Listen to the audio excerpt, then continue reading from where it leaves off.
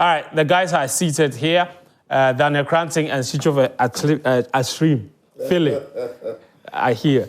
Guys, welcome to the show. Yeah, thank you. Yeah. Did you have a good weekend? Super fantastic. What were the two of you talking about when I was introducing the show? You're pointing at me. I didn't understand it. I was saying your hair looks really nice on TV. Then wait for me to finish, then you tell me. No, I wanted him to be aware before I tell you. Oh, my friend. Anyway, the people, I posted a picture, the people are picking up your shoe. They say your shoe looks like wicked headmaster in Saito school. I didn't show it to you. I guess on shoe here, I wanted to show viewers, but unfortunately, the owner of the shoe is the producer. So, yeah, you have to be steady. But next week, when Brandon comes back, I'll...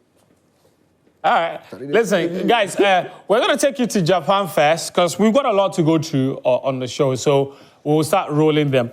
That was where we took on the Blue Samurai of Japan in a friendly on Thursday.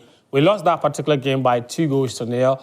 Let me show you how it went down in case you missed some of the key moments from that particular game, and then we'll come back here and unpack some of the issues from the match. All right, so that's how it went down. 2-0 defeat at the hands of Japan. Listen, first up, what did you make of the game itself? I mean, obviously, it happened on Thursday, so we've had a lot of time to reflect on how it went down. But there's a lot of conversation about a lot of the key players that were missing. And now, since then, 2 more key players have left camp. And I've seen some comments from other people, like, for example, with TJ, who said that, the friendly was a missed opportunity. I think we said the same thing on Friday. But you've had time to reflect. You said the same thing on Friday. Have you changed your mind? Do you think that... if you can replay what I said on Friday, I think it would... It will suffice. Yeah, but I mean, for the benefits of those who had not seen the radio show on Friday. Yes, it's a massive missed opportunity. And that is also because Ghana is not going to be at the AFCON. And so we don't have a lot of time to properly test our team under pressure in competitive fixtures against quality opponents ahead of the World Cup. So you were thinking that when you have Japan, you've got South Korea, two of the best countries in Asia, you really want to test your methods against them. You want to learn about your weaknesses of some of your key players and see how you can go about it. You want to test some of the strength you've got in your side, with some of your attackers, some of your defenders, a lot of things. You want to experiment how the team can even adapt in game models. If you want to use the same team to switch systems and formation, how are you going to go about it? Yes, it's a missed opportunity because I don't think we learned so much about the team. I think Otto Addo and the Black Stars management, or Black Stars technical team will leave the friendly games not learning enough or anything about the team going into the next friendlies in March. Yeah. And so, yeah, it's a massive missed opportunity. No AFCON at the end of the year or in December, November, December, because we're going to play against some of the best teams on the continent, hopefully going out of leaving the group stage into the knockout stages, facing some of the top teams, and then learning more about ourselves as a country. But at the moment, that is not going to happen. We've only got about 5 other competitive games to test ourselves and then go into the World Cup. I was thinking that in our peculiar situation of not going to the AFCON, we would have treated these 2 friendly games as our World Cup, our pre-World Cup games. What was the reason for excusing the captain? What was the reason for excusing Thomas Partey? What was the reason for excusing Fatah Isaaku? What was the reason for excusing Alexander Jiku? And some of the other players that didn't come through, because that is the entire spine of the team. Now, for any team that can't have its spine available during preparation, everything on the periphery is extra, is bonus. It doesn't work. So I'm very disappointed in the way we've gone about these friendly games, because look, Jordan hasn't played several minutes for his club. He's not tired. Thomas hasn't played several minutes for his club. He's not tired. Jiku just got a move to his club. He should, because of the World Cup, he should be in and around the team. But yeah, we've gone about the friendly games just as we've done, and in this one, just as we've done a couple of years ago. So yeah, I don't think we learned so much about the team in the game against Japan, and it might just be the same against South Korea. DK, is there any particular player that impressed you from that first match? Yeah, because of the peculiar situation surrounding this friendly match, not having the players that we would have hoped would be available, I think the technical team will assess this exercise quite differently from how they will assess the rest. And I think it's very difficult to judge the potency of the system based on the players available. Mm-hmm. So then you tend to judge individual players and how they fitted or how they played in certain roles that were given them. And I think that's what we'll get out of this, to be frank. If you look at the squad or the players who are available now for tomorrow's game, I would say if I push it, only 5 would probably be at the World Cup. Only 5, like if you push it. And I'm talking about from the midfield to offense. They are not guaranteed names that will be at the World Cup. So even somebody like Sibo is not necessarily getting playing time. Yeah. If Sulemana and Elisha is playing week in, week out, Sulemana is now trying to get minutes. If Sulemana starts getting minutes, it could be over for Kwesi Sibo. So these players are not necessarily guaranteed a place, but for somebody like Thomas-Asante, if the season ends today, I think he's one of those who's likely to go because of the sort of form that he showed. And to be frank, I watched him against Japan. It's very difficult for a forward player when you are playing a game like this where you are starved of service, but his movement was very impressive. And he's like that. Like, even in the games, the few minutes he's played for in competitive games, when he comes on, he's a nuisance. He's constantly moving around. We saw him against Nigeria in that second half at the Unity Cup. He came on constantly moving around, got a half chance, put the ball in the back of the net. And I like players like that. You need them in that tournament setting because, again, for him also, he can play in a number of different positions. We've seen him play out wide. We've seen him play at the centre forward as a second striker. You need players like that going forward. So for me, I was impressed with him. I was also very impressed with Kirin. We know he's a midfielder, but we don't know if he can succeed as a midfielder in the Black Star shirt. Yes, when Abu Francis went off with an injury, he came on. I think he held his own very well in midfield, very composed on the ball, calm. And he's very certain. When he's on the ball, you know, he knows exactly what he wants to do. Mm-hmm. I think we also learned a lot about Sibo and the fact that I will take him to the tournament, but I will not be starting him in games because we knew that this Black Stars team, especially in the midfield, struggles to hold the ball under pressure, especially in the absence of Thomas Partey. Mm-hmm. So if you are playing against, in fact, almost all the teams in world football today will press you. And especially when they realize it's your weakness, they are going to press it extra hard. So for me, if you have a player like Sibo, who is very jittery on the ball, clumsy on the ball, I would rather him coming on off from the bench when we are trying to protect a lead. That's when I think he's most useful. So I think even though he got the extended time, it helped us learn a lot about. He's not the person to be starting in games where you expect teams to come at you. So we learned quite a number of things. Obviously, the performance on the whole and the result was very poor. But I don't expect much better in tomorrow's game. But I think that, as Icho has said, whatever happens in March has to be serious business. I know from the player's point of view, it's risky because you are looking at 3 months to the World Cup. Anything can happen. But for the team's POV, it has to happen. We have to get our best players available for those 2 games in March. And they have to be high-profile, very quality friendlies. Because we know some of the people are playing top. France is facing Brazil. They've already announced it. We know the African teams, too, are also lining up some good friends. Whoever will qualify from that playoff round will have competitive matches. So we need to get it. The good news is that the AFCON 2027 qualifiers will start in March. So that's even worse. I don't know why I call it good news. It would be a competitive game, but it's also coming at a really strange time because it also depends on the draw. To be frank, it depends on the draw because what fixture you are playing around that time. If we are playing let's say if we are playing the Chad of that group, Niger, you know. But look, when you look at this international window, for all the African teams that has qualified to the World Cup, look at the quality of players. Mohamed Salah was with Egypt throughout the period. He's playing friendly games. Algeria had their full squad available playing friendly games.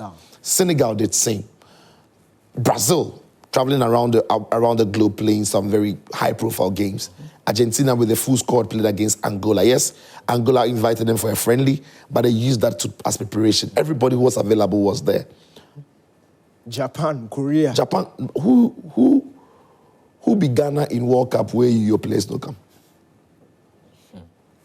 Yeah. So I really understand anybody that says it's a missed opportunity. The only reason I say that, the fact that March will no longer just be a window for international friendlies, but a window for competitive games, is that it's tricky in the mindset of the players. No, what that means is that in March we are likely not to have friendlies. No, there won't be. It's an international window, but it will be a competitive game, which you can't test too many things. It's a result-oriented period. Yes, but it's also competitive, and you need to win to qualify. Because that qualifying series, only the top-placed team qualifies. Yes.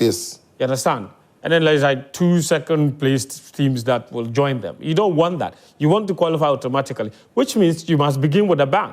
Because the last qualifier showed us that if you don't start well, the opportunity to recover is very, very... You'll be in trouble. Yeah, you could be in big trouble. After that window, the June window will be the provisional squad. Yes.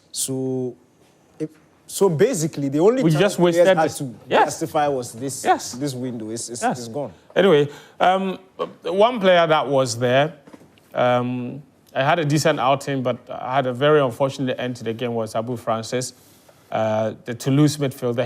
He underwent surgery in Japan, the Toyota Memorial Hospital, and he is recovering there. He's continuing to recover there.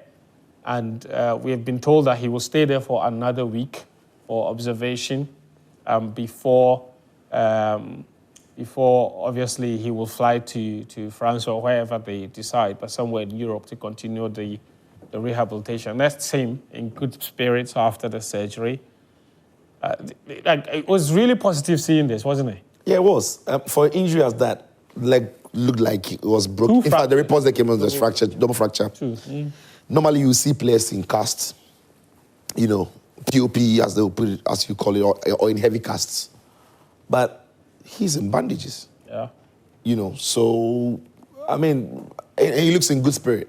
And there are reports that he could actually even come back before the 6 to 8 months that was rumored after the injury had happened. So, fingers crossed, we wish him all the best in his recovery.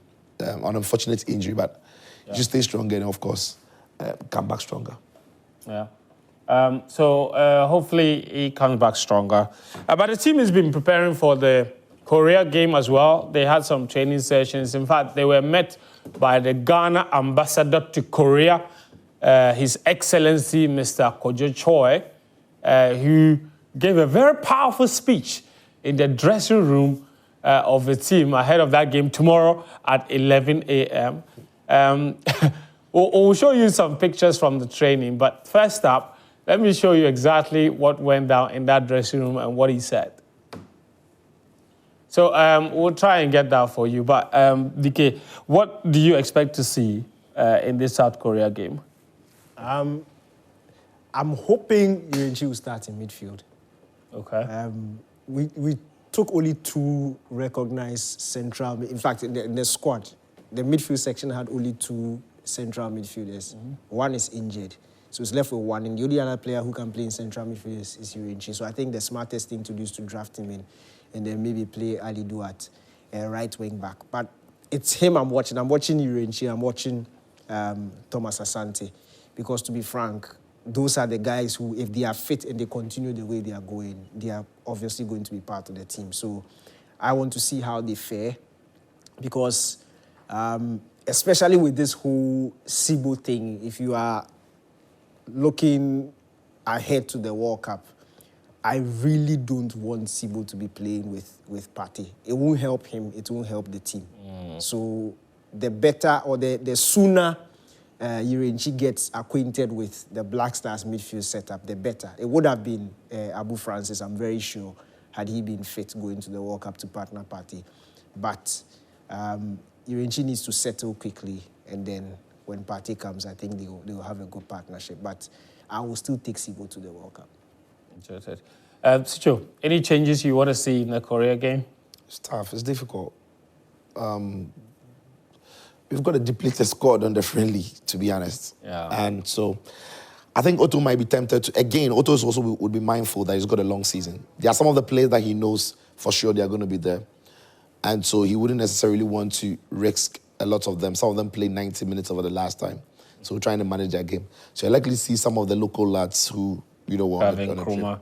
I really want to see Benjamin Asare in post as well. We saw Anang the last time. So now I want to see Benjamin Asare in posts. And of course, again, I also want to see how Aichi, when he's starting in the middle of the park, his full focus is to do a job in midfield. What he does in the absence of the big names, Thomas Partey and what have you. Yeah, and the rest of the players, I'm also keen on how Otto sets his team up for the game. And that would also determine what kind of players will be useful for the setup. We have that Kojo Choi video now from the dressing room. And this is what he told the players. But you are ready. All of you are ready. And Korea has so much respect for all of you. Because when they talk about the football power of Africa, Ghana always comes atop. And you are here representing Ghana. So the question that I'm going to ask you is, do you think you are small? I said, no. You guys are big. And you are already big enough. I understand that we faced a very nice defeat in Japan. I understand coach is trying a lot of experiments here and there. And I also understand that some of our, the big boys are not here. I believe this gives us a better opportunity for all of us. This is actually a moment for you to believe in yourself and do that shot which you think that belongs to the big boys. Choboy. Yeah. Tomorrow is the day. And you are not small. You guys are big. Koreans are known for their tenacity. You know, they don't give up. When they are losing till the last minute, they don't give up. And I want to leave a message to them that, you know what? We are better. Let's enjoy the match together. I think you'll actually perform best when you're actually enjoying the game. I want to tell all of you. Oh, nice. Yeah, just a nice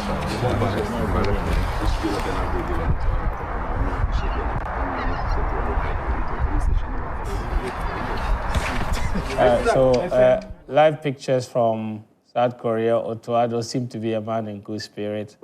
I've been very happy with the way they've shown off a lot of the local lads. Calvin Nkrumah seems to be a popular kid in the team, doesn't he?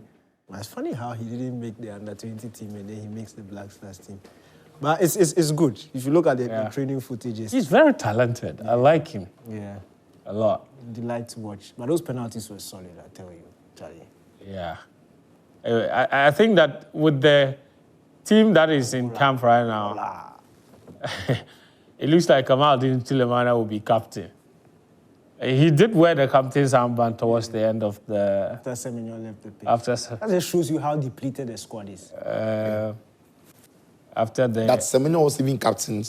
Some way. Yeah. Yeah. Anyway. So, lots of players missing, key players, as you guys indicated. So, but we'll see. If you have some expectations about how tomorrow's game should go, which players you want to see, what test you want to see, send us a message on the WhatsApp number 0551575757. As we indicated, lots of players will not be available tomorrow. Antoine Semenyo has left camp. Abu Francis, Mohamed Salisu as well. Semenyo, we're now hearing in January, could be on his way out to another club. Nobody knows which particular club he's going to. I've never seen that kind of story before. You can do a story, tell us how much he cost, or he would potentially cost, but it doesn't tell us who is interested. Yeah, there is interest, but the fact is, the January transfer window, it looks like that kickstarts the release clause. Yeah. So once we enter the January transfer window, just give you information about what the conditions are. Anyone can come and take him. Do you think he should stay or he should go, Semenyo? I think it's Premier League proven. I think he can move now. I think I'm not looking at the player who's unsettled and he needs to prove that he can play in the Premier League. I think he's done that. Yeah. And if a good deal comes and he's guaranteed some good playing time, he should take it. For me, I don't take the move because it's in the middle of the season. You don't have time to adjust. You don't have time to settle into a new team. And the World Cup is coming. I would not want him to risk losing form close to the World Cup. So you would by all means do well for Bournemouth towards the end of the season. And to be frank, the big teams will snap him before the World Cup starts. They will not wait till after because whatever happens, everybody knows he's good. You are still guaranteed that move at the end of the season. So for his form, if he moves and he does well, that's a plus. But it's very risky to move in the middle of the season, especially when we Otto Addo could do well. You know the sit-ups, vets, you know the sit-ups some way.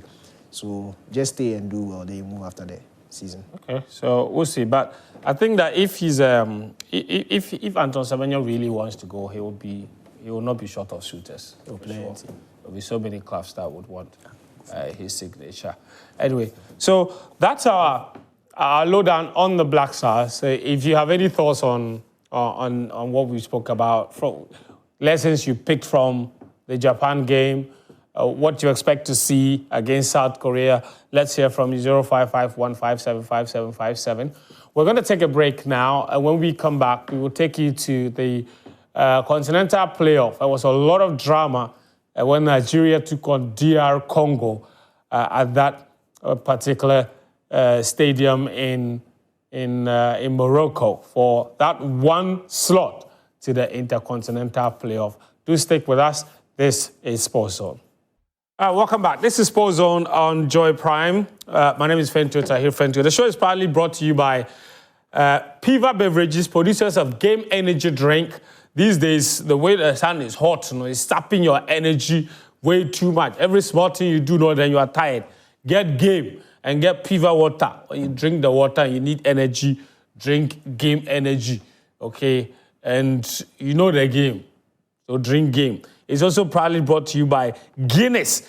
Guinness Foreign Extra Stout and Guinness Smooth on that Friday night, Saturday night, Sunday night when you go out with the boys. Enjoy. This weekend, we have a big wedding to attend. Sicho. Oh, yes. We do. Yes. Big wedding. Do we not? A big wedding. Guinness Nubesu. A big wedding, but it's not Achu. We are still waiting. Oh, it's not Achu. It's not Why Achu. did you have to offer that disclaimer? Oh, I'm just saying. Because the way we are saying, Guys, one member of our team is getting married this Saturday. and it's not Achu. But it is not Achu. Yeah, we are still waiting.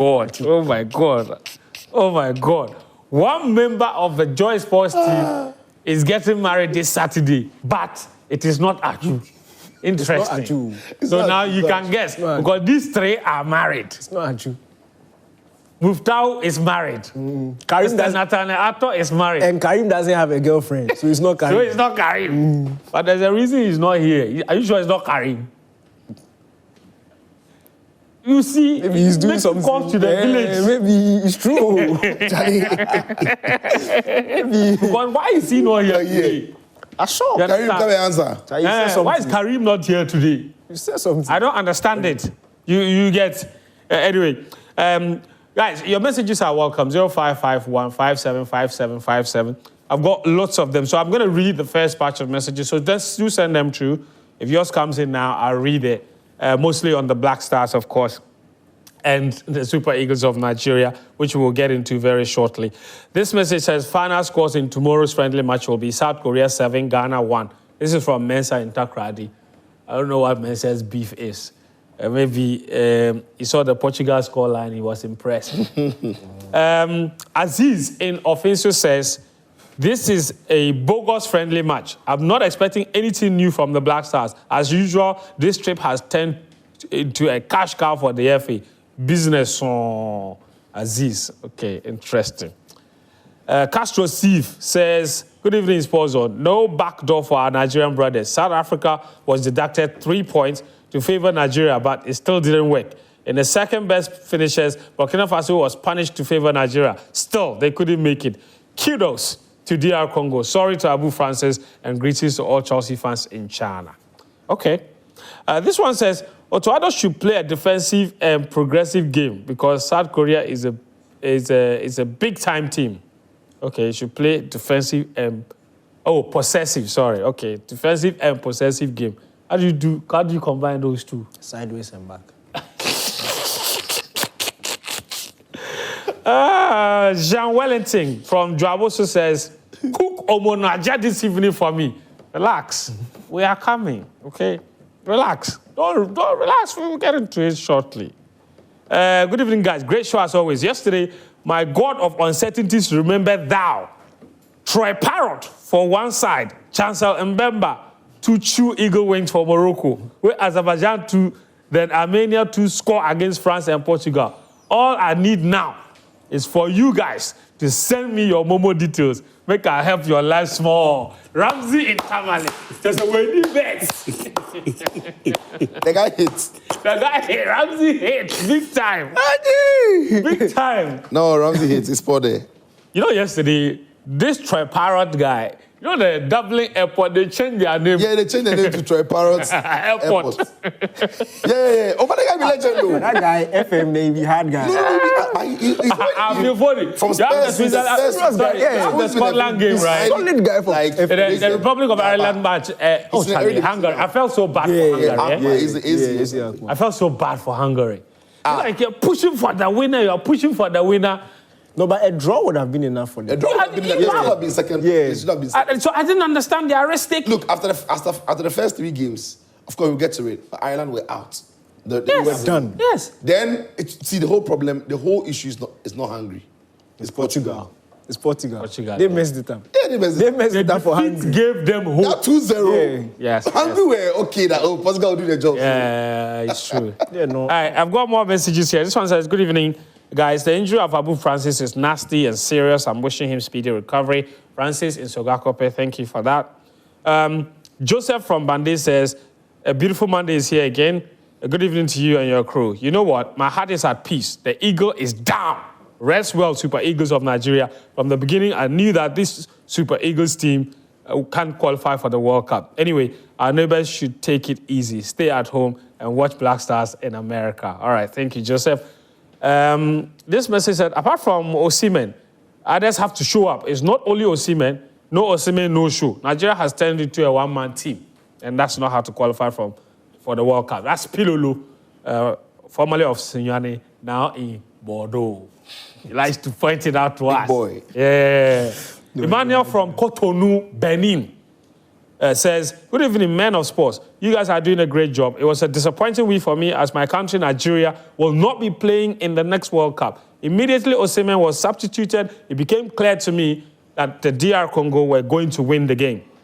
And because we relied too much on him to play most of our group games. All right, interesting. It's time to learn from our mistakes and make things right and have a great AFCON. Please, what do you guys think of the comment made by the Italian manager Gattuso about the increased number of African slots at the World Cup? We'll get into that matter too. This one says, this is from Tanko in Gushegu. He says, hi, Fentenko. How many times has Nigeria participated in the FIFA World Cup compared to Ghana? Thank you very much. Nigeria has been there 6 times. Mm-hmm. Nigeria has been there 6 times. Ghana has just qualified for its 5th World Cup. So I think they have 1 more appearance than us. You don't blame them. Up until 2006, we hadn't qualified for the World Cup. Nigeria was going to 94. They were going to 98. They've been going, son. It's not the number of times, so it's about if the one that we are going now, you go so. Yeah, I agreed. Those things about we've been there. No, it doesn't matter. He wanted this one to go and use it to do argument. He wants to know how many have they been to compared to us. So me, I'll just give you. But when you go to spin the argument to, the number of times doesn't matter. It's about are you going now? But he's received the information, but he shouldn't use it. The impact you've made and the one we are going to. So Tango, we've answered your question for you. I think they've been there 6. We have been there 5. This was Otto should play a defense. Okay, I think I read that message. It was Adams Apple from Takradi. And this one says Ghana will draw with South Korea. And this message is an interesting one from Abdul Aziz Wadrago at Night Market. He said, let's have a broad-based conversation. I think it's time to give Hassan Otto and Nketiah the opportunity to represent us during the friendly matches. We just need to have a huge team that can make a good impact. Our team is revolving around Kudus, Semenyo, Pate, and that's all. If we need to make an impact at the World Cup, we need these people. I mentioned in my first paragraph. Nigeria, sorry guys. Thank you very much. Aziz, that's an interesting message from you. This one says, let's greet the Nigerian FA for me. Why? Why do they refer to Nigerians as Alata? This is a message from Ya wants an answer. Don't worry. We have a video for you. His name is Amaju Pinnick. Feel free prepare it for me. Coming to it next. This one says, good evening, friend. Tell Otto Addo that there is nothing at stake in this match. So he should open up and let the boys play their attacking football. This is Nelson in Tonso. You can keep your messages coming. 0551 575757. 0551 575757. Before we get to Amaju Pinnick, though, within the week, which day was it? The finance minister read the budget. Was it on Tuesday? Thursday. It was on Thursday, I believe, yeah. And some very interesting things about sports came up. So I just want to quickly show you what he talked about, that they were given sports. And this is it. It's allocated 150 million to the Black Stars World Cup participation. And they've also allocated 200 million to build 3 mini stadia in 3 regions that currently do not have stadia. These were the 2 things that the finance minister mentioned specifically when it came to sports. And then he also said that, of course, they want to prioritize lesser-known sports, or least financed sports, so that people can develop their talent. But noticeably, there were many key things that were not mentioned. And it's worth reminding the finance ministry and the government that these things are just as important as anything else. The Black Princesses are owed money. There was nothing about that. The Black Queens WAFCON participation, a congratulatory message would have been nice, because this is the first time the finance minister took to the stage or took to parliament to read the budget or say anything about sports since then. And we also know all the issues that they went through in trying to find their money and harassing government to pay their money. He could have said something about that, obviously, and assured them that those things will not happen going forward. We have U17 AFCON for the Black Starlets. There was no mention of the Athletics Championship coming up next year. I mean, we talked about this on Friday. We are hosting a major athletics championship, possibly in May next year. There was no mention of it. There was no mention of the Commonwealth Games, which we will be participating in next year. And it's these are worthy of mention because they are just equally as important competitions, except for different sports, and all of that happening next year. So the Commonwealth Games, it's a multi-sport event, minus football. The African Championship is athletics. We know that they mentioned the World Cup, and that is football. But there are other football events. In fact, there's WAFCON next year, not just about the WAFCON 2023, WAFCON 2024, right? WAFCON 2024, where the Black Queens went and won bronze, but they are also participating in a WAFCON tournament next year. It's a whole competition. That's like, it's big. And the fact that they didn't mention that is slightly problematic. So I think government needs to go, the sports minister needs to go back to cabinet and make sure that he forcefully makes the point to cabinet that these things are as crucial as anything else and get funds allocated for them. Because we've gone in circles one too many times where competitions come around and we don't seem prepared. If you look at what happened at the last WAFCON, the reason the minister gave for why they couldn't pay the bonuses, one of it was that he said they had to settle emergency hotel bills. That stems from a lack of planning. Because if that was properly planned and properly budgeted for, we would not have all the hullabaloo over bonuses that we had in the last few months. So please, we appreciate all of the resetting that is happening within the government, but in the sports sector, massive reset is needed. A lot of it has to do with monetary planning. A lot of it has to do with infrastructure. Look, our stadia are in complete disarray because this is a new government. We know that infrastructure development means a lot to them. They've indicated that they are building 3 new stadia. Why was there no mention of the youth resource centers that the previous government came to promise and started and never completed. Because those resource centers are crucial. If we finish them, they would add a massive layer of infrastructure to our sporting landscape. I think that should have been mentioned.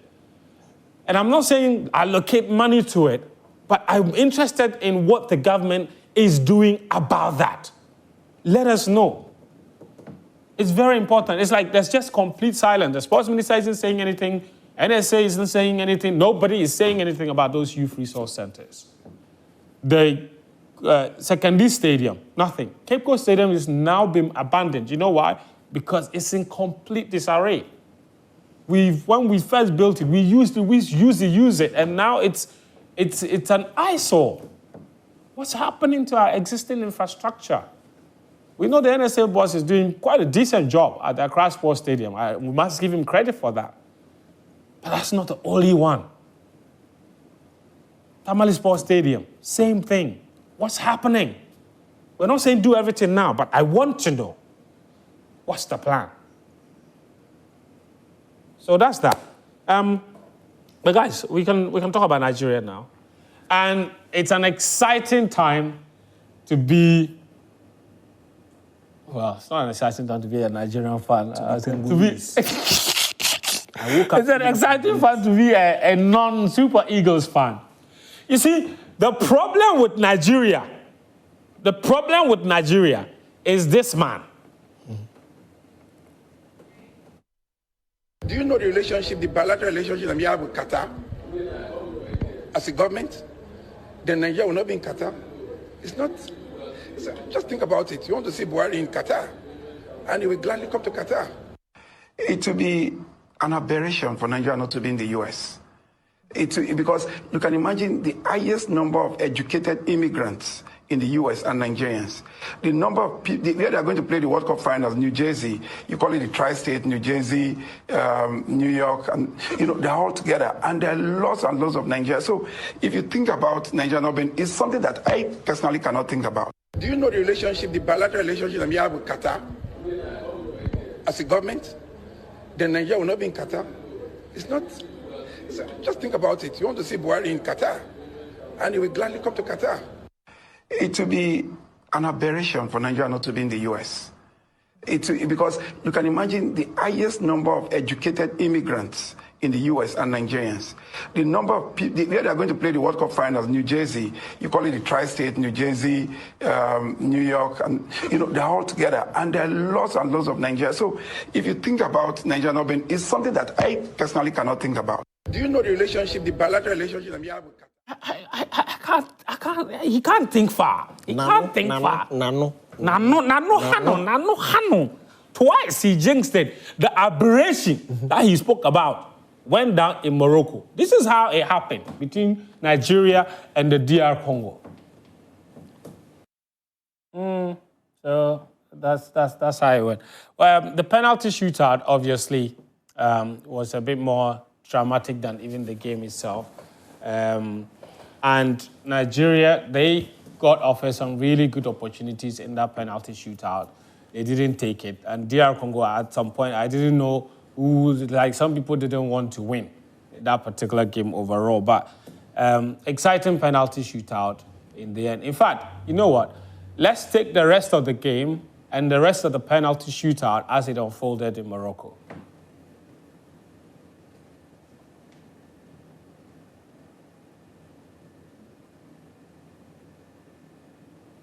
Okay, so Nigeria lost the penalty shootout, obviously. The DR Congo have qualified to the Intercontinental Playoff, which will happen in March next year. They have been seeded, which means that they will go on standby. So they'll play only one match.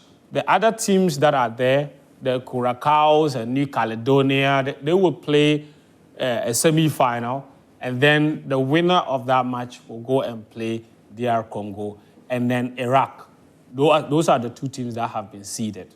And these are the teams that have qualified already. So New Caledonia, Bolivia, also there.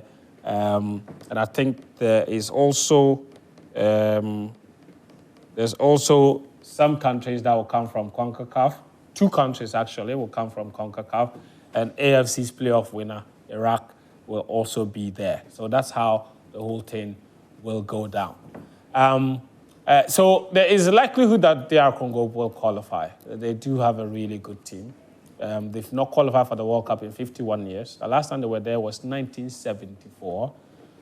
But they've done it, and they've done it brilliantly. I think we've already had a conversation about where it all fell apart for Nigeria. Eric Chell, since he took over, has done quite a decent job. Look at his record. He's not lost a single game up until yesterday. And even Technically, that's not a defeat. even technically, that's not a defeat. And he somehow seemed to be the guy that rescued their World Cup qualifying, because in the first 4 matches, they got 2 points. Yeah. You know, and that's why it all fell apart. And even though South Africa got deducted 3 points, Nigeria somehow still didn't manage to finish top of the group. This is a deserved non-qualification for them. Well, yeah, they had a poor start to the campaign. But as you mentioned, Eric Chelle comes in and they got some consistency, but they left it a little too late. Again, they were also held by that confusing law that CAF threw in about how they were going to pick some of the best second-place teams in the group. I thought that helped them to, in the end, qualify to the playoffs.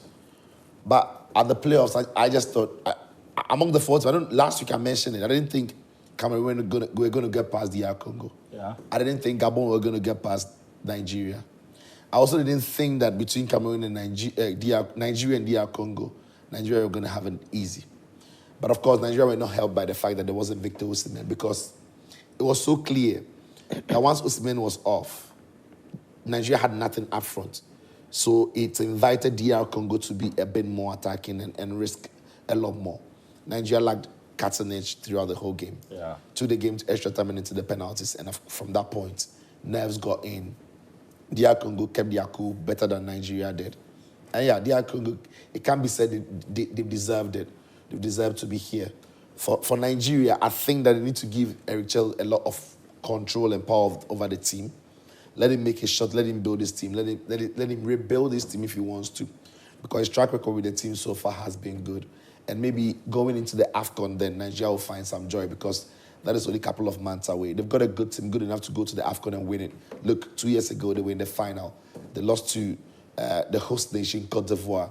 Just about the same team will go into the next AFCON a couple of weeks from now. And this manager they've got, and the team that he has, Nigeria can go very far in the competition. So maybe that's where they'll find their joy, but it's bye-bye to the World Cup for them. Yeah. DK, there's a whole conversation about how Nigeria does so poorly without Victor Osimhen. Are they really a one-man team? They have the reigning African Player of the Year, who is not Victor Osimhen. Me, I don't say that no nyadi, but me, I don't buy that Victor Osimhen wasn't there. That's why they couldn't play. Because if Osimhen wasn't there, you still should have created chances and let Tolu miss. Then you will tell me that if Osimhen was there, those would probably have been goals. But they didn't create anything. They were not. Congo didn't have anything to think about. And DRC too, their star striker too wasn't there. Right. Wisa too didn't come. Mm-hmm. If Wisa was there, 4-1, this game will end quick. I'm very happy that this thing ended this way, because the goals of football had to be fair. Nigeria were poor during the proper qualifiers. Even in that, the Gabon game to some way, it was very... Not for the Gabon game. Gabon were even lucky they went to extra time. Oh, no, they were not lucky. Nigeria should have killed that game in the first half. They were not lucky. Well. Yeah, but second half was different. It was a game of 2 halves. But for me, I'm happy it has happened, because you see that Pesero guy, Jose Pesero? You see, there's something he saw. It's about functionality. It's not about how nice the thing is. You win. Yes. You are playing football to win. Look at Pesero's record in competitive games. He lost 2. One in the qualifiers and then the AFCON final. That's all. Yeah. The rest of the defeats and the poor results came in friendlies. Friendlies, no. Friendlies. Oga. It's about the competitive games. He went to AFCON. He was constantly complaining about they are not playing well and they have all this play. Look, there's nothing more entertaining than a win. You can play all the football. If you don't win, you will not be happy. If you win 1-0, a scrappy 1-0, there's nothing nice. 2010, when we City, people were insulting below. Right now, 2010 is a reference. 2010 is now a reference for Ghanaians. But we didn't play well in 2010. Yeah. But we got the results. It's about getting the results. Especially in tournament football. In tournament football. So you get rid of Pesero, and now you are playing your Lukman, you are playing your... Now you've not qualified. And it may continue like this. Because to be frank, when I look at this Super Eagles, it lacks balance. It's a very lopsided team in terms of talent. The talent are all offensive, but they lack a proper midfield. Yeah. Nigeria's midfield didn't exist. It was like there was no one. And indeed, it too has lost it. Onyade. My friend, no, the one at Brentford, no, the one who scored the goal, was his name? Onyeka. Onyade. Onyeka, you no good. He no say no good. He came from Augsburg. He gave me a signed jersey when I went there last time. Onyeka no good. He's now at Augsburg. No, he came for Augsburg to Brentford. Onyeka no Onyade. That midfield is some way. They can't hold the ball. They can't keep it under pressure. They are like Sibu. They can't keep it under pressure. So if you are on them, you suffocate them easily. But your favorite goalkeeper saved them. They took Onyade, Nwabali. He saved 2 penalties. I mean, he's not going to go to the World Cup. He's not going to the World Cup. Nwabali Onyade. He's not good. There are so many issues with this team. But my point is, Pesero made it work. When you are difficult to beat, defensively solid, that one Osimhen goal will be enough. You don't need to score 2, 3, 4. So me, I'm happy they're out. It's not like I'm happy they're out. I like Congo. Yes, back in the day, Shabani, Nonda, and Lua, they made me fall in love with football. So I'm happy. I'm happy that we'll be happy, and we'll support them in the intercontinental playoff. But for the Super Eagles, they need to pipe down and fix the team. The AFCON is there. They can go and fix the team. But it's about functionality. About throwing I think one of players the things that hasn't helped South Africa, Nigeria is their home form in recent years hasn't been good. So in tournament football, they might be good because it's neutral. It's a one-off game. I catch you, I give it to you, you go quick. But when they've had to play at home, and it's in qualifiers, they've not been able to consistently, get results. They're so from home. pros. And so you saw some of the points they dropped, especially at home during the qualifiers. And even in the AFCON qualifiers, it happened. So Nigeria needs to find stability in their home games. And also that hasn't been helped by the fact they've had to move too many venues in the last 2-3 years. Because CAF had banned a couple of venues. Abuja is great for them when they play for the Oyo, one of the places they would love to play. So if they fix that at home as well, that could help. But I understand what Danny says about the team's balance. But I still think it comes down to coaching. Because when I watched Nigeria in the remaining World Cup qualifiers ahead of the playoffs, they seem to have found something that they were working on. Maybe these games came in too early and too fast and thick for the manager. Like I said, technically, he's still yet to lose a game. And this DRC are a very, very good team that is capable of beating any team on the continent, Bro, they got 25 points. Yeah, they are a massive team. They are If great. they didn't lose that game at home to Senegal, Yeah. they could have qualified automatically. And Senegal needed a big boy performance in that game. They had to just shut them out and say, Yeah. But they lost. Yeah, they did. Big boy. That's why I put the name Big Boy there. That's why I said they needed a big boy performance. So for me, Nigeria have got what it takes to still go into the AFCON. Yeah. And if they do the right things, have some joy there. Yeah. But they won't be in the USA, Canada, and Mexico. That's unfortunate. They are too porous. They need to fix the back. They are too porous. They concede chances too easily. Because the Gabon game, to be frank, Gabon didn't play well. But when Gabon wanted to go forward, there was a chance. Yeah. And also, I think finally, again, this game came at a wrong time for them. Because... How? Okay, thank you for the question. Fantastic. Because three of their best attackers are not in great shape. Moses Simon for Paris FC, Chukwueze for Fulham now, and then Ademola Lookman. They heavily depend on 2 or 3 of these wingers to make things happen.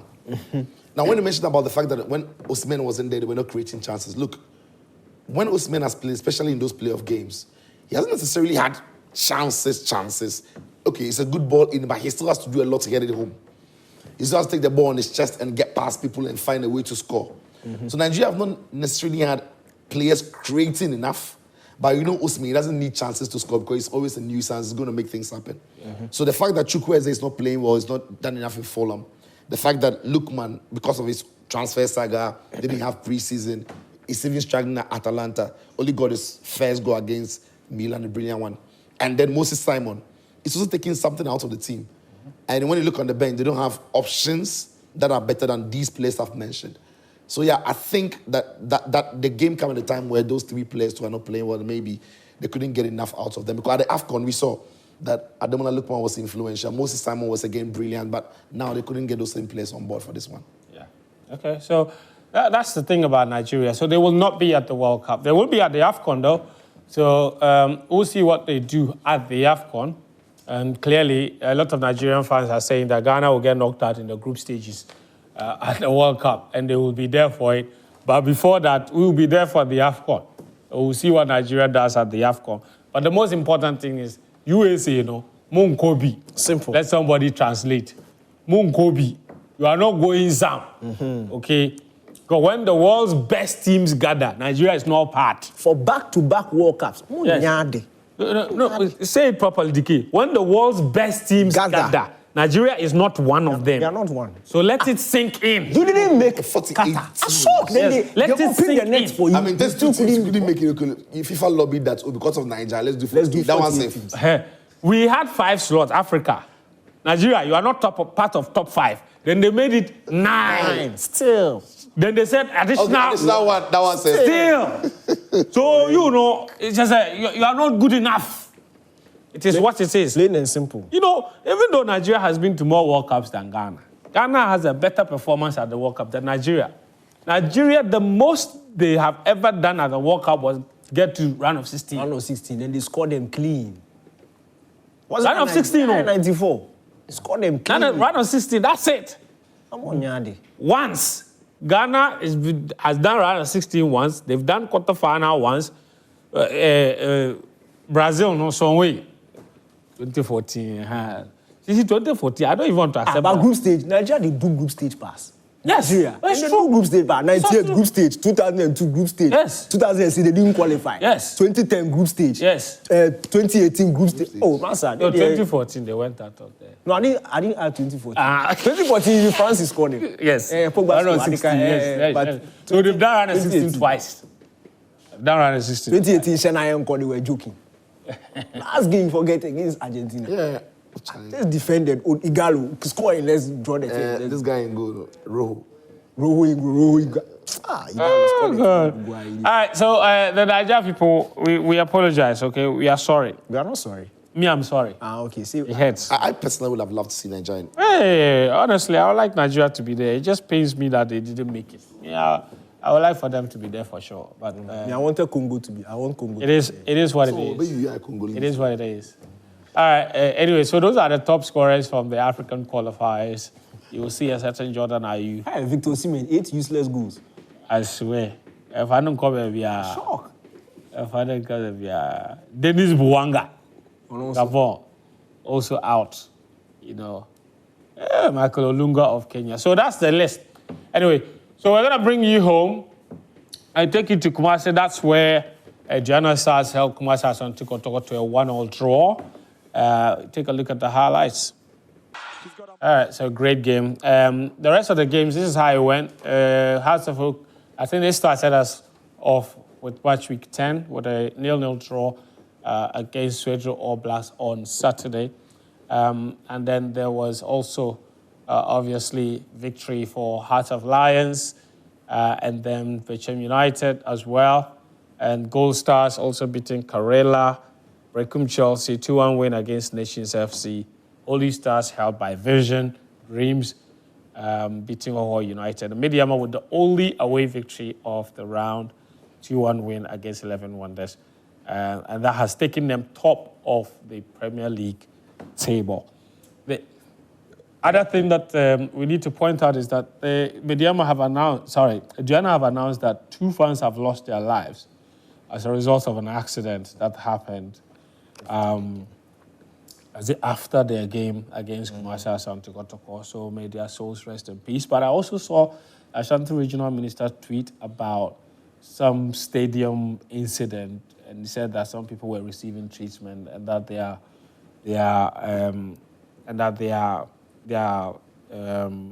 like medical bills had been taken care of. So I think whatever be the case, we wish everybody all the best and speedy recovery for all those that are still receiving treatment at the hospital, because we don't want these things happening with our football for sure. So that's that.